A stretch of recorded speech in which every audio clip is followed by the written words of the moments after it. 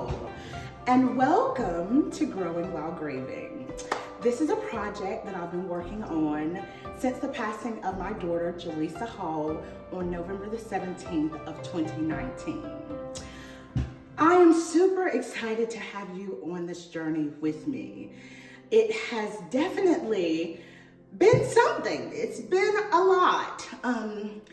It's taken me, I'm still processing it mentally, and I'm still growing while I'm grieving. So I just wanted to encourage and empower someone that has lost a loved one that you can make it and you can live. You can live and you can make it through this. So super excited. First podcast. Have had some anxiety about this, have actually cried about it, and I know that it's going to be a blessing unto someone. So it's something that I absolutely had to do. So first of all, I'm going to start off with my story. This is a very transparent area, and I want to share it with you. And I hope that I'll get feedback, and some of you will share your stories as well. Because sharing is a part of growing.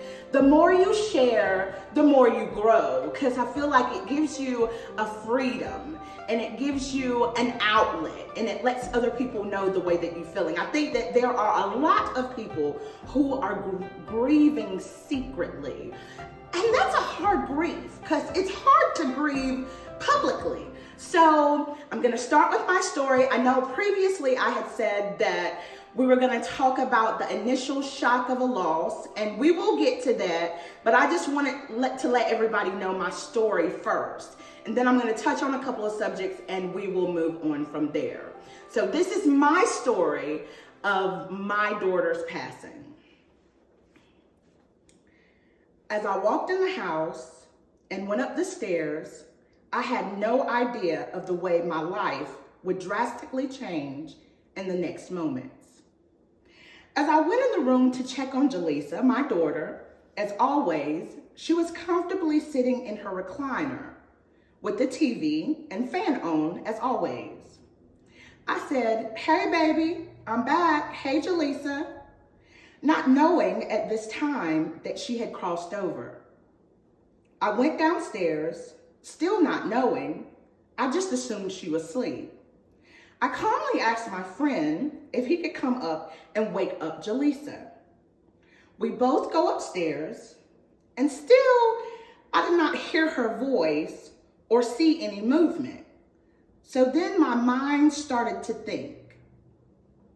As my friend gently shakes her, nothing. I told him to slap her face. He puts his hand to her face ever so gently, then to her mouth, and she was not breathing. Panic. This is what I felt at the moment. I fell to my knees and began pleading to God. No, please God, not my baby, not my baby. As a small, light trickle of blood came down the side of her mouth, I knew at that moment that she was gone. Shock. My friend didn't know what to do. It was just Jaleesa and I. My family was 2.5 hours away. I frantically pleaded for him not to call 911 because they were going to take my baby away. I was a wreck. After making several calls to my family, my son, Nicholas, convinced me to call 911 because he said they would save her and bring her back to life. It took about 2 hours before I called.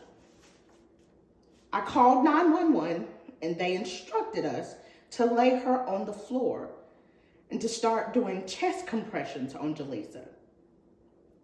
I can still see me over my baby's lifeless body doing chest compressions as her eyes looked up at me with no life. The dispatcher is on the phone counting as I'm doing compressions. Minutes later, the paramedics arrive. I show them where Jaleesa is laying, and he looks at her and confirmed what I already subconsciously knew. Ma'am, she is gone. I remember him giving me a hug. He said that rigor mortis had begun setting in. At that time, I didn't even know what rigor mortis was. They stayed with me downstairs until the police came. My dog was howling like I never heard before, and I could feel the death angel's presence had been in my house. The paramedic pronounced Jaleesa dead, and then the vicious, overwhelming decision cycle began. Not even yet having the comprehension and clear mind of what had just taken place, I had to choose a funeral home that would come and pick up my baby's body because the police would not leave until the funeral home arrived to pick Jaleesa up. I was devastated. With no knowledge of funeral homes in the area, the police gave me a couple of suggestions and numbers to call. I know none of these people. This is the beginning of my story. I just want you all to know that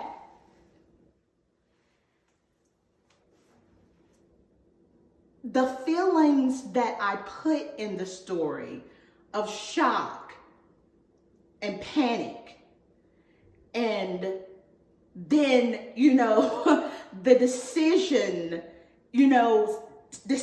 that you have to start making at this time, all of it is so overwhelming. It is so overwhelming. I am so blessed that God allowed me to spend the time that I did with my child. There are so many other parents that don't get to spend 27 years with their children. And I just want everyone to know that it's difficult. This is difficult. Finding who you are from that point, grabbing at people, and you feel like you're grabbing for, puzzle pieces, trying to place everything together, and nothing seems to be coming together for you. I know. I can only speak from personal experience. I have to say that I am not a clinical therapist. I'm not clinically to be a therapist, but all I know is experience is the best teacher. And my loss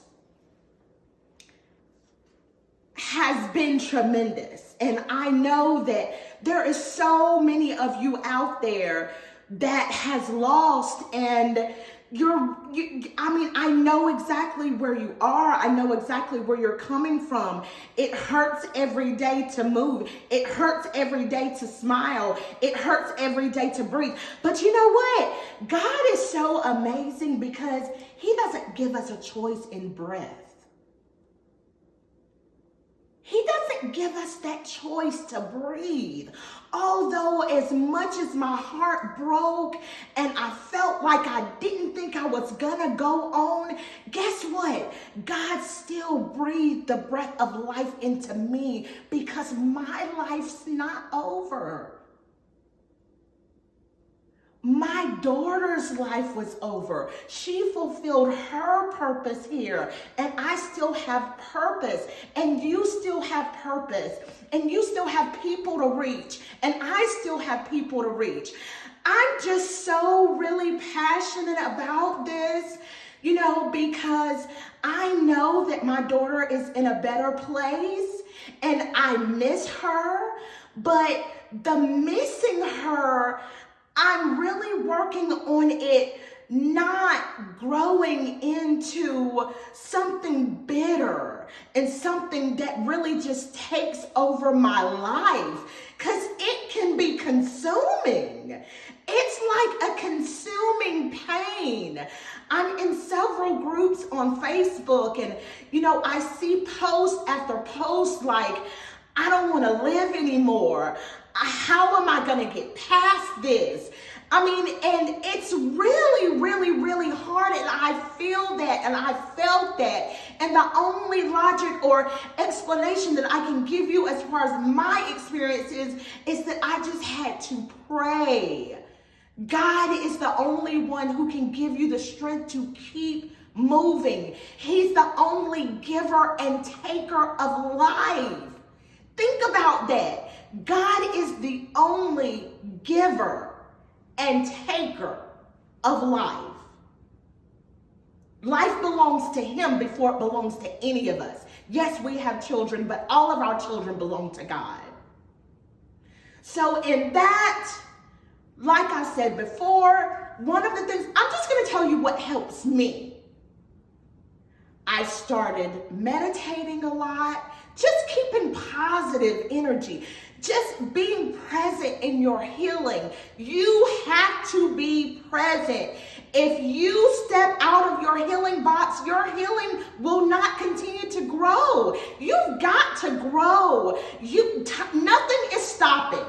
It seems like your life has stopped, but your life has not stopped. It's still going. Whether you're moving or not, it's still going. So I just wanted to say, based on my experience, one of the things that really helped me, and I'm just really being honest with you, is some days when I feel like I can't make it, if I just get my hands up to it, and you don't have to get them high.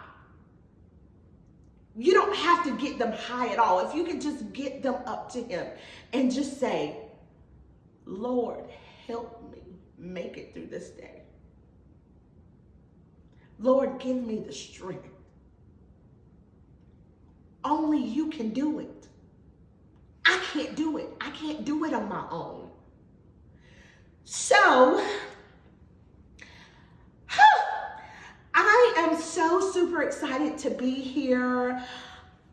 I have to tell you, this podcast right here has been a whole thing. It's been a whole thing. I'm going to tell you, because, I have a little helper here. Her name's Tamara Hardy, and she's my stylist, of course, boots, shirt, designed by Tamara. Okay, we were working on this banner. Shout out to everyone who is supporting me. And I just love each and every one of you. Let me say a quick couple of things. So the next time I will continue my story. That's just the beginning. I mean, it's a lot. And you guys, when I do this, it's emotionally draining for me. It's not, it seems like, because I'm a chipper person, thank God he's given me that joy. But, it's hard. I just went down to my storage a couple of months ago to even go through all of the things from my house. It's been a year. It has been a year. So, okay, so we will talk about the initial shock of losing someone. Okay, so let me go ahead and we'll define shock right now. Shock is a sudden, upsetting, surprising event or experience. That's the definition of shock. And then you also need the definition of disbelief, because somewhere in your mind, you're like, this can't be happening to me. Not me. So disbelief is the inability or refusal to accept that something is true or real. Shock feels like a numbness, a fog, a disbelief. It is the body's way of protecting us from early pain. It can last days or weeks with the bereaved unable to cry. Others are unable to stop crying. Both are natural reactions to grief. And I'm going to get into the 5 stages of grief. I think we'll do that on the next podcast. I just need for you guys to mentally just go on this journey with me. And a lot of you have been on your own journeys. A lot of you, the first time I found someone who had passed away, which was my grandfather, and I was a child, and I didn't know anything about that. He just passed in his sleep, and so I went to wake him up, and he did not wake up, and so I went and told my mother. But my mind goes back there. But I'm just so excited, you guys. I don't have all the right words to say. I don't have, this detailed down to the T. I am so imperfect. I have so many imperfections, but I'm real. And real recognizes real. No, just a light moment there, but I really appreciate all of you. Let's see. I do have some other things that I'm going to go over on my next podcast, and then I'm going to continue my story because it's really, there's a lot of things that you need to know. I didn't even know that this is going on in my story that, you couldn't even transport, someone who had passed away without them being embalmed from state to state. I didn't know that. I didn't know any funeral homes in the area. There's some things that we need to start, maybe thinking about and taking it in mind before things actually happen and you're kind of like me and you're just sitting there in shock. And then the, funeral home is has these papers and they're like, oh, well, do you want us to go ahead and embalm her? And I'm like, I'm just literally like, what? I don't know. No, that's what I said. Because just to even let loose of my child to these unknown people, I knew nobody there. Nobody. So, just the experience of having to let go, and then physically, you had to spiritually let go first, and then, then physically you had to let go. And then I'm like, okay, well, do I need to dress her? Do I need to do this? Do I need to do that? What do I need to do in order to prepare for this? Prepare her for where she's going. And then I'm still trying to prepare myself. So there's so much that we are going to discuss. There is so much, and I'm so excited about it. I hope that you like and share this. Please share it. There are so many people who are losing people. We are in the middle of a pandemic, and it keeps growing and growing and growing. And I think that we need to know how to grieve while we're growing. Oh, okay. And so my poster here, I have some decals for Growing While Grieving. And for the first 5 people who email growingwhilegrieving@gmail.com, I will give them the first 5 people a free decal of my logo, Growing While Grieving by Betty Hall. I'm so super excited about it. And email me if you have anything that you want to share. If you don't want to share it publicly, you can share it to my email privately. And I just love all of you. I try not to be too long because, I know that I have a problem with, sitting for a long time. So I just want to thank everyone for your support once again. I love each and every one of you, and I pray your speed in God, and I pray blessings upon him. I will be back December the 28th. I'm not going to put a time on it. Maybe the time is what's getting me all off track. But I will be back for the second podcast, and we'll continue on from there. But anything that you want, I encourage your feedback. Send it in to my, like I said, Growing While Grieving. It's all lowercase at gmail.com. Also, you know I'm on Facebook, and I also have an Instagram page. So I love you all once again, and thank you so much for allowing me to share with you my story. Mwah.